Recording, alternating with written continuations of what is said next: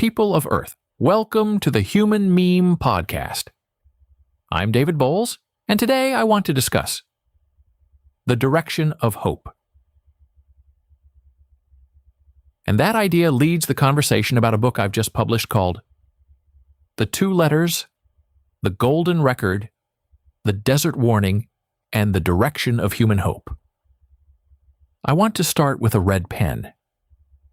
In August of 1977, a volunteer astronomer named Jerry Ehman sat reviewing computer printouts from a radio telescope in Ohio called Big Ear.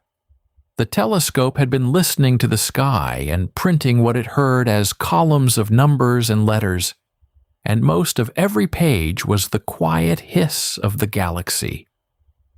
Then Ehman's eye caught a vertical run of 6 characters, 72 seconds of signal at more than 30 times the background of the universe. 6EQUJ5.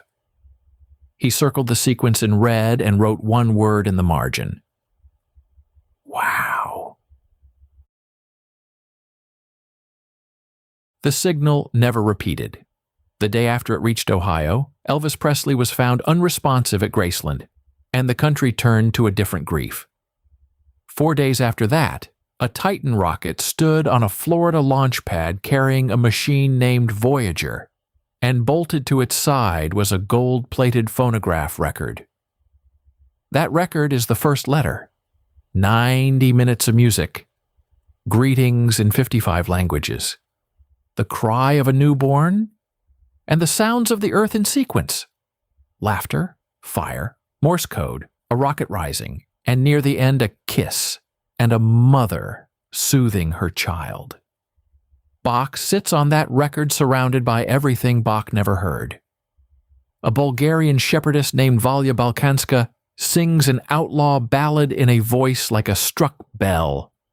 Kesar by Kirkar's Raga is there because somebody hunted through import shops for a vanished 78 until it surfaced.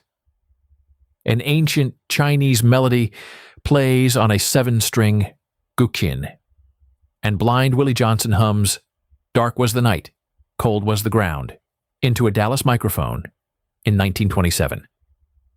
Etched on the cover is a map that shows any finder the way back to us. We mailed the whole thing to strangers we hope will find us.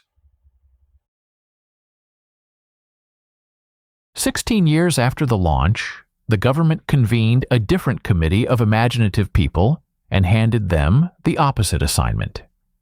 In the New Mexico desert, in Permian salt that has been dry since before the first dinosaur, the Department of Energy was burying the radioactive leavings of the atomic age at a site called the Waste Isolation Pilot Plant. Federal law required that the ground stay marked and that the marking keep working for 10,000 years. So the panels convened at Sandia National Laboratories ran the problem like a formal exercise in dread. What do you build when every treasure hunter and archaeologist of the year 9000 will read your warning as an advertisement? Tutankhamun's tomb said stay out, and we know how that went. The seal was the invitation. Their proposals are the strangest poetry of the late 20th century. An architect named Mike Brill sketched a landscape of thorns, a field of giant concrete spikes erupting from the desert at wrong angles, menace without language. 2 semioticians, Françoise Bastide and Paolo Fabri, proposed breeding cats that change color near radiation, then seeding the culture with songs and proverbs about the glowing cats, so the warning would ride inside folklore itself. Thomas Sebiok proposed an atomic priesthood, a self-renewing council that would guard the knowledge and refresh the legends every few generations. The report that gathered this work runs 349 pages under the designation SAND 92-1382, and it remains the only piece of the monument yet built. So far, the warning exists only on paper, and the desert is still waiting for it. One man worked on both letters. Jan Lomberg was Carl Sagan's design director for the Golden Record in 1977. The artist who helped decide what pictures could explain us to an audience that has never seen us. Decades later, he was a voice in the deliberations over the Desert Warning.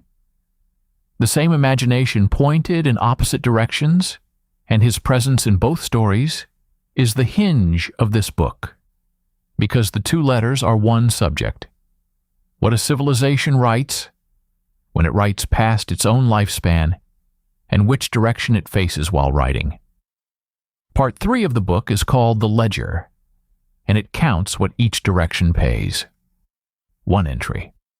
For generations, Zoroastrian communities in India carried their dead up the towers, where vultures did the sacred work of return. Then a veterinary painkiller called diclofenac, given to cattle and lethal to the vultures that fed on them, emptied the sky. A wildlife veterinarian named Lindsay Oakes traced the collapse to the drug. And two economists, Anant Sudarshan and A.L. Frank, later measured what the loss of the vultures cost India in human lives. Nobody had thought to imagine that bill, because nobody believed the ledger ran from a bird to a burial to a body count. The book is full of accounting like that. Every letter we send gets answered somewhere in the ledger.